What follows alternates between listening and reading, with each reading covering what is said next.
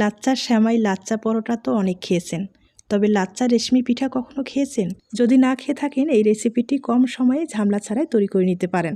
আর একবার তৈরি করে রেখে পুরো মাস সংরক্ষণ করে খাওয়া যাবে। প্রথমে আটা দিয়ে একটা ডো তৈরি করে নিতে হবে, তবে আটার পরিবর্তে ময়দাটা ব্যবহার করলে ভালো রেজাল্ট আসবে। ডোটা তৈরি করার পরে ছোট ছোট লিচি কেটে আমি কিন্তু একপাশে রেখে দিলাম। এদিকে একটা তেলের মিশ্রণ তৈরি করে নিতে হবে। আমি কিন্তু এখানে ঘি ব্যবহার করলাম, আর ঘিয়ের কিন্তু ভালো একটা ফ্লেভার আসবে। আপনাদের হাতের কাছে ঘি না থাকলে সয়াবিন তেলটা ব্যবহার করতে পারেন। আর এখানে 2 চামচ কর্নফ্লাওয়ার ব্যবহার করে খুব ভালোভাবে মিশ্রণ একটা তৈরি করে নিলাম।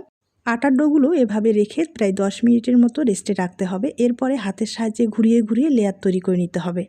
আর এভাবে ঘুরিয়ে ঘুরিয়ে কিন্তু প্রায় 10 থেকে 12 বার যদি ঘোরান, সেক্ষেত্রে অনেক লেয়ার হবে আর পাতলা হবে। একবারে সহজ, শুধু হাতের কাছে আটা অথবা ময়দা থাকলে খুব সহজেই আপনারা এই রেসিপিটি ট্রাই করে দেখতে পারেন। আমি কিন্তু এভাবে অনেকবার ঘুরিয়ে নিয়েছি, আপনারা হয়তোবা দেখে বুঝতে পেরেছেন। এবার আপনাদের তেলে ভেজে দেখিয়ে দিচ্ছি।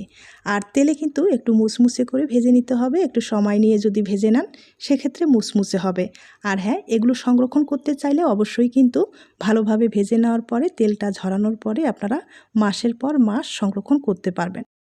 এরপরে চিনির কিন্তু একটা ঘন শিরা তৈরি করে নিতে হবে। ঘন শিরা তৈরি করার পরে ভালোভাবে পিঠাটাকে ভিজিয়ে নিতে হবে। এরপরে কিন্তু পরিবেশন করতে হবে। এভাবে একবার খেলে আপনারা কিন্তু স্বাদ ভুলতে পারবেন না। আর এই পিঠাটা যেহেতু ভাজানোই থাকলো, হঠাৎ কোনো অতিথি আপ্যায়নে ঝটপট আপনারা পরিবেশন করতে পারেন। ধন্যবাদ সবাইকে।